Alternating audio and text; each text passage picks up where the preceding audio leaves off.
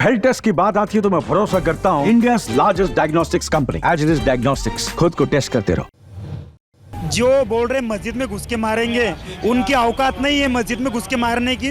बोल सकते हैं, बोलने पर किसका निर्बंध नहीं है। उन्होंने कर बताना कि हम बटने वाले नहीं, हम कटने वाले नहीं। हम छत्रपति शिवाजी महाराज के दौर में भी साथ थे, आज भी हम एक है, आज भी हम नेक रहेंगे। हम नहीं बटने वाले, हम नहीं कटने वाले। हम तुमको बीजेपी को महाराष्ट्र में गाड़ने का काम करने वाले हैं। इन्हों जो बटेंगे कटेंगे, काटेंगे कौन, बटेंगे कौन? पहिले इसका तो जवाब दो। बटोंगे कटोंगे ये म्हणजे आपल्या पूर्ण भारतात बसलेला पक्ष आहे, PM मोदी साहेबांचा पक्ष आहे। आता ते PM असून त्यांचे राजकारणी लोक आहे त्यांचे, म्हणजे त्यांचे मुख्यमंत्री आहे, त्यांचे जे कार्यकर्ते आहे ते डायरेक्ट बोलतात की तुम्ही बटोंगे तो कटोंगे। आता ही कोणती लँग्वेज झालेली सर? कारण की आता सत्तामध्ये बसलेले सत्ताधारी पक्ष असं बोलणार तर आपल्या भारताची प्रगती कशी काय होणार सर? पेनाची नीब या चिन्हासमोरील बटन दाबून संभाजीराजेंच्या स्वराज्य पक्षाला विजयी करा।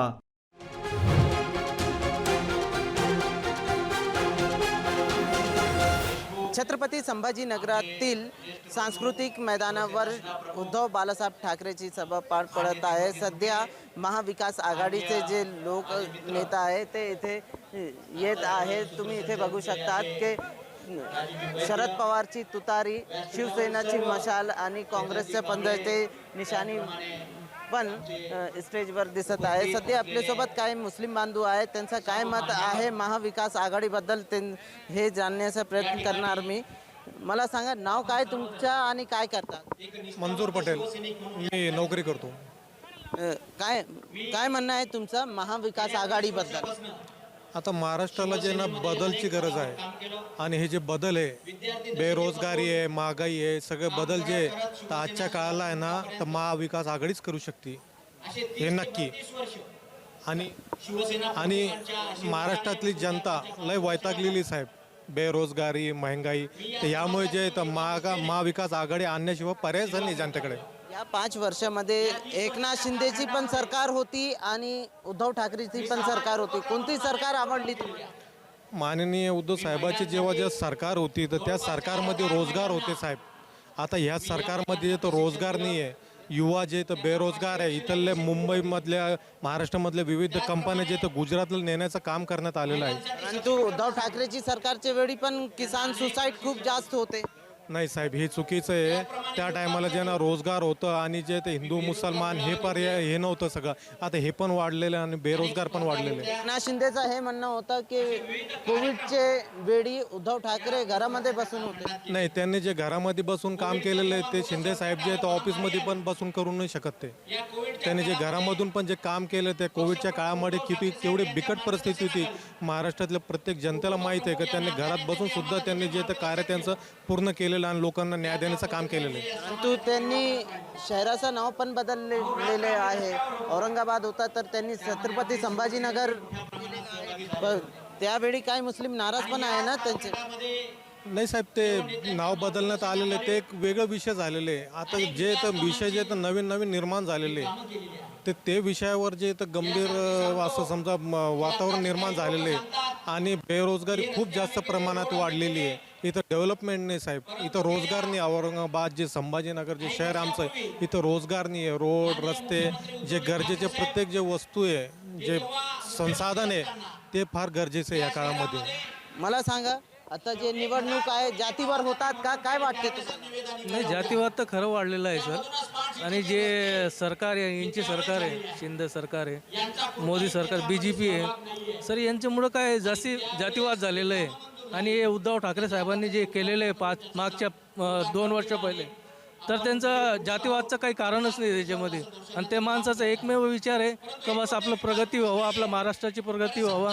आणि आमचं याचं कारण तेच आहे का उद्धव साहेबांचे म्हणजे त्यांची मानसिकता जे तर जातीवादी पक्षाची मानसिकता नाही आहे त्यांचं सगळं घेऊन चालणारी मानसिकता आहे त्यांची। ते राजकीय जे नेता आहे ते भाषण करत आहे की बटूंगे तो कटूंगे, मस्जिद में घुस के मारूंगे, 15 मिनिटचं पण वक्तव्य केलेलं आहे। त्याबद्दल तुम्हाला भीती वाटते का, किंवा मॉब लिंचिंग बद्दल? हो सर, आता भीती वाटणं तर साहजिकच आहे ना सर। काय आता हे बटोंगे कटोंगे हे म्हणजे आपल्या पूर्ण भारतात बसलेला पक्ष आहे. PM मोदी साहेबांचा पक्ष आहे. आता ते PM असून त्यांचे जे राजकारणी लोक आहे त्यांचे म्हणजे त्यांचे मुख्यमंत्री आहे, त्यांचे जे कार्यकर्ते आहे ते डायरेक्ट बोलतात का तुम्ही बटोंगे तो कटोंगे. आता हे कोणती लँग्वेज झालेली सर? कारण की आता सत्तामध्ये बसलेले सत्ताधारी पक्ष असं बोलणार तर आपल्या भारताची प्रगती कशी काय होणार सर? भारताची प्रगतीसाठी आपल्याला बटोंगे कटोंगे हे शब्द चालणार नाही सर. भारताची आपल्याला हे प्रवृत्ती करायला पाहिजे. भारतासाठी काहीतरी रोजगार पाहिजे. एकीकडे पंतप्रधान म्हणतात की सबका साथ सबका विकास आणि दुसरीकडे त्यांचे जे लोक आहेत ते असं म्हणतात. हो सर, त्यांची स्ट्रॅटर्जी आहे. मोठा माणूस येऊन म्हणतो का सबका साथ सबका विकास आणि त्यांचे खालचे लोक आहे त्यांचा हे विचार नाही आहे सर. सबका साथ सबका विकास त्यांचं बोलणं हे नाही आहे. ते बोलतात ते बटोंगे कटोंगे आणि आणखीन काय काय नारे लावतात सर. ते मी आता लाईव्ह बोलू शकत नाही कारण की सगळ्या भारताच्या पब्लिकला माहिती आहे आणि भारताच्या पब्लिकला आता सध्या हेच पाहिजे सर. सगळ्यांना माहिती आहे आता मला रोजगार पाहिजे, मला कामगार पाहिजे, मला जातीवाद नको, मला दुसरं काही नको. आता आम्ही राज ठाकरे हे आपल्या उद्धव ठाकरे साहेबांसाठी त्याच्यामुळेच इथं आलो कारण की यांच्यामध्ये जातीवादचं काही नावच नाही आहे सर. हे सगळ्यांना घेऊन चालणार आहे, यांना काम करणारे माणूस पाहिजे आणि आम्हाला असंच नेता पाहिजे सर. हे होते मुस्लिम बांधव. त्यांचं म्हणणं आहे की त्यांनी काम करणारे लोक पाहिजे, विकासाचे जे काम करणारे लोक आहेत ते पाहिजे. आणि अजून आपल्यासोबत मला सांगा नाव काय तुमचं आणि काय करतात? मोहम्मद अनवर, सातारा परिसर. तुम्ही ते उद्धव ठाकरेची जे सभा आहे इथे आलेला आहे तर काय बरं काय आवश्यकता होती इथे आणण्याची? आता त्यांचे कामं चांगले म्हणून आम्ही त्यांना बघायला आलो और त्यांना ऐकायला बी आलो नाही. त्यांना ऐकायला बी आलो आम्ही की त्यांचं काम चांगलं आहे. परंतु त्यांचं काही लोकांचं म्हणणं आहे की त्यांनी औरंगाबादचं नाव संभाजीनगर केलं होतं. काही लोकांमध्ये राग पण आहे मुस्लिम लोकांमध्ये. राग तसं काही नाही आहे. ते आज नाही उद्या होणारच होतं. काहीतरी होईल त्याच्यामध्ये काहीतरी बदल होईल अशी अपेक्षा आहे आम्हाला मुख्यमंत्री उद्धव साहेब समोर. या 5 वर्षामध्ये एकनाथ शिंदेची पण सरकार होती आणि उद्धव ठाकरेची पण सरकार होती. कोणती सरकार आवड?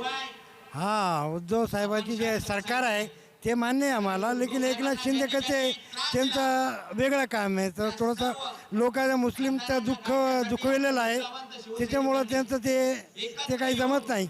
परंतु एकनाथ शिंदेची सरकारमध्ये पण मुस्लिम लोक आहे ना, अब्दुल सत्तार आहे. हा त्यांचं ते परिणाम आहे. त्यांना काय म्हणता येत नाही. याच्यामध्ये आम्ही काही बोलू शकत नाही. मात्र ते काय आहे त्यांचं काम जरा थोडंसं वेगळं आहे. परंतु एकनाथ शिंदेचं म्हणणं आहे की आमची जे सरकार आहे ते सर्वसामान्य लोकांची आहे. एकनाथ शिंदेची सरकार जी आहे ते सर्वसामान्य लोकांची सरकार आहे असं म्हणणं आहे त्यांचं. नाही हे म्हणणं वेगळं आहे. जर म्हणणं असलं असतं तर जरा मुसलमानाचं दुःख नाही हे केलं असतं त्यांनी. त्यांच्या पाठीतले लोक म्हणतात ना की आम्ही असं करू तसं करू म्हणून. अजून आपल्यासोबत काही लोक आहे. मला सांगा नाव काय तुमचं आणि काय करतात? कैसर पटेल आहे. मी एक शेतकरी आहे. फुलंब्री विधानसभामधून आलो उद्धव साहेबांची सभा पाहायला. सध्याचं राजकारण कसं वाटते तुम्हाला? महाराष्ट्रामध्ये जे राजकारण सुरू आहे कसं काय वाटते? राजकारण इतके खाली पातळीवर गेलेलं आहे की फक्त जातीवाद करत आहे लोक. दुसरं काहीच काम नाही आहे. युवकांना रोजगार नाही, शेतकऱ्याला शेतमालाला भाव नाही आणि उलट जेव्हा ही सरकार परंतु जे एकनाथ शिंदे सरकार आहे त्यांचं म्हणणं आहे की आम्ही सर्वसामान्य लोकांची सरकार आहे आणि शेतकरीसाठी 1 रुपयामध्ये क्रॉप इन्शुरन्स दिलेला आहे. नाही त्याचा काही फायदा झाला नाही. 1 रुपयामध्ये इन्शुरन्स भेटला नाही, काही नाही आणि उलट भाव कमी दिले. तेव्हा 10 वर्ष अगोदर कापसाला 12,000 रुपये भाव होता, सोयाबीनला 8,000 भाव होता. आता सध्या परिस्थितीमध्ये 4200 रुपये सोयाबीनचा भाव आहे आणि 8,000 7,000 रुपये कापसाचा भाव आहे. हे सरकार फक्त टक्केवारी सरकार आहे, दुसरं काहीच करत नाही सरकार. एकीकडे राज्यामध्ये मुस्लिम बांधव जे आहे ते महाविकास आघाडी सोबत आहे आणि छत्रपती संभाजीनगरमध्ये ते MIM सोबत आहे. नाही तसं काही नाही आहे. आम्ही पूर्ण महाविकास आघाडी सोबत आहे. आणि इम्तियाज जलील जे MIM चे प्रदेश अध्यक्ष आहे त्यांचं म्हणणं आहे की दोघी शिवसेना एकही आहे. नाही, महाविकास आघाडीने जे काम केलेलं आहे कोरोना काळामध्ये आणि शेतकऱ्याचा कर्जमाफीसाठी त्या आत्तापर्यंत कोणत्याही सरकारने एवढा मोठा काम केलेलं नाही. मी हे ठामपणे सांगतो. सध्या तुम्हाला वाटते का राज्यामध्ये जे राजकारण होत आहे ते जातीवर होत आहे? पूर्ण जातीवर होत आहे. फक्त जातीमध्ये वाटायचा आणि आपला टक्केवारी निवडून आणायचे, लोकांना पैसे वाटायचे, दुसरं काहीच काम नाही उरलेलं आहे या युती सरकारमध्ये. फक्त त्यांचा खिशे भरू सरकार आहे. सामान्य जनतेचं काहीच काम होत नाही, काही नाही. कधी कधी भीती वाटते का? राजकीय नेता बोलते कटोंगे तो बटोंगे, मस्जिद में घुसकर मारूंगे, कधी कधी मॉब लिंचिंग होतात, तर भीती वाटते? भीती तर वाटते साहेब. मग कसं आहे, महाविकास आघाडी सरकार आल्यावर आम्हाला तरी पण चांगलं राहील. आणि उलट कसं आहे, पूर्ण समाजाला घेऊन चालणारी महाविकास आघाडी सरकार आहे. एकीकडे राज्यामध्ये मुसलमान बांधव जे आहेत ते महाविकास आघाडी सोबत जात आहे आणि छत्रपती संभाजीनगरमध्ये MIM सोबत जात आहे. ते लोकसभामध्ये पण दिसलं. असं काय म्हणणं काय तुमचं? महाविकास आघाडीमध्ये संघ जात आहे ना, चांगली ना महाविकास आघाडी. काय बरं, महाविकास आघाडीमध्ये मुसलमान सुरक्षित आहे. तर एकनाथ शिंदेचं म्हणणं आहे की आमची जे सरकार आहे ते सर्वसामान्य लोकांचे सरकार आहे. ती 50 खोकेवाली सरकार आहे. ती काही कामाची सरकार नाही. 50 खोकी सरकार आहे. ती काय कामाची? ही सरकार ओरिजिनल आहे ना. महाविकास आघाडीची सरकार ओरिजिनल आहे. विकास होणार, माय बहिणी एकदम चांगल्या सुरक्षित राहणार ह्या सरकारमध्ये. तुम्हाला भीती वाटते का? कटोंगे तो बटोंगे 15 मिनट के लिए जे वक्तव्य केलं होतं, मस्जिद में घुस के मारेंगे, कधी कधी मॉब लिंचिंग होतात बीफचे नावावर, तर तुम्हाला कधी भीती वाटते? आम्हाला भीती आता बी नाही वाटत आणि आयुष्यात वाटणार बी नाही, कारण की आम्ही कट्टर महाविकास आघाडीचे लोक आहे. आम्हाला भेव नाही कोणाचं. जेव्हा महाविकास आघाडीची सरकार होती, शेवटच्या वेळी छत्रपती संभाजीनगर जे औरंगाबाद नाव होता ते छत्रपती संभाजीनगर पण झालेलं आहे. आम्हाला नावाशी काही घेणं नाही. आम्हाला छत्रपती संभाजीनगर बी चालतं, औरंगाबाद बी चालतं. आम्हाला विकासाचा मुद्दा घेणं देणं आहे. आम्हाला एकनाथ शिंदेचं म्हणणं आहे की आम्ही खूप विकास केलेला आहे. काय विकास केलेला नाही. विकास महाआघाडी महाविकास आघाडी करणार आहे. विकास धर्मयात्रावर पाठवलेला आहे.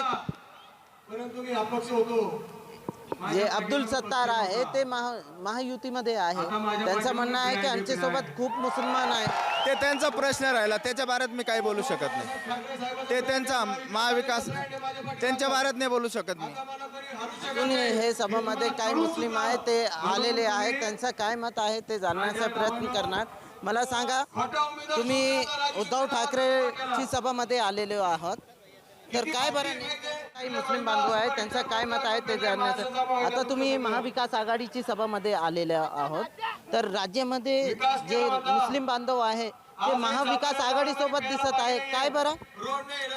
इसलिए कि महाविकास आघाड़ी ये सबको लेकर चलने वाली पार्टी है और महायुति ये जातिवादी पार्टी है और हम सब कुछ बर्दाश्त कर सकते हैं, लेकिन हमारे नबी के शान में हम गुस्ताखी बर्दाश्त नहीं कर सकते. लेकिन इम्तियाज जलील ने भी तो साथ में यहाँ से तिरंगा रैली लेकर गए थे. हुजूर की शान में गुस्ताखी हुजूर की शान में जो गुस्ताखी किया था उसके खिलाफ उन्होंने भी तिरंगा रैली लेकर गए थे. फिर उनके साथ क्यों नहीं है? हम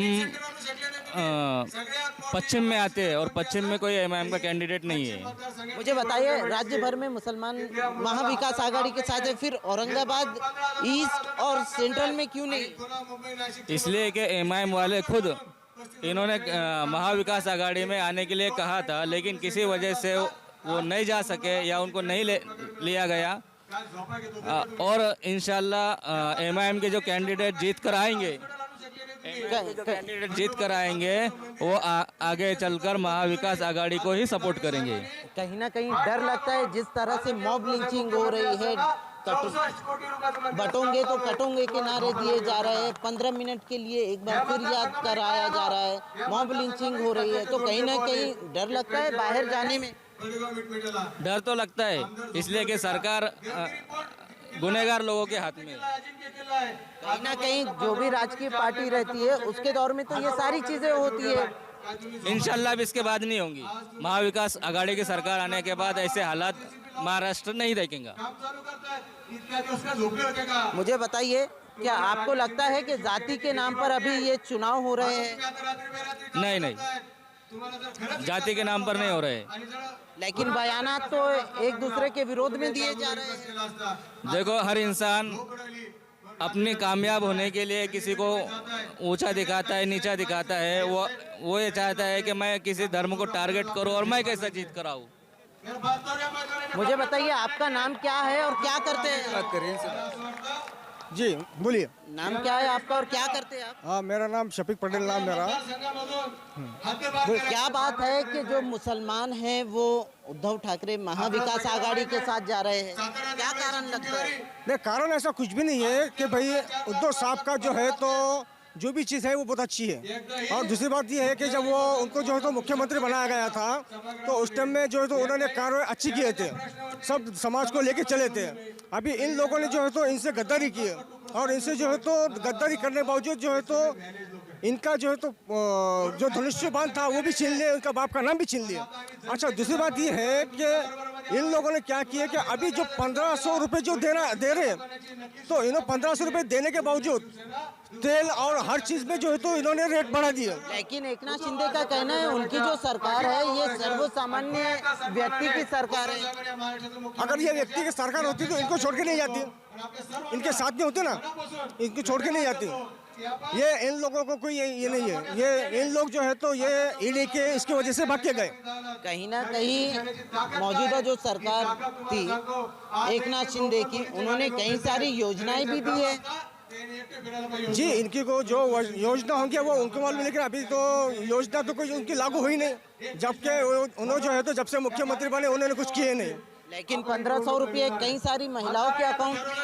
जी, अभी क्या है, जब इस राजकारण जब चालू होता है, इलेक्शन जब चालू होता है ना, इन्होंने इसलिए जो है तो औरतों को जो है तो इनका माइंड जो है तो फ्रेश किया और इनका माइंड फ्रेश करने के बाद में जो है तो आदमी सुनेंगे नहीं, औरतें सुनेंगी। अब इनका तो कुछ गया नहीं। ऐसा तो नहीं है कि पुरुषों के लिए योजनाएं नहीं दी तो इसके लिए पुरुष कहीं ना कहीं उनसे दूर है। देखो, पुरुषों के लिए भी बहुत सारी योजना थी उनके पास, लेकिन उनको देना नहीं था।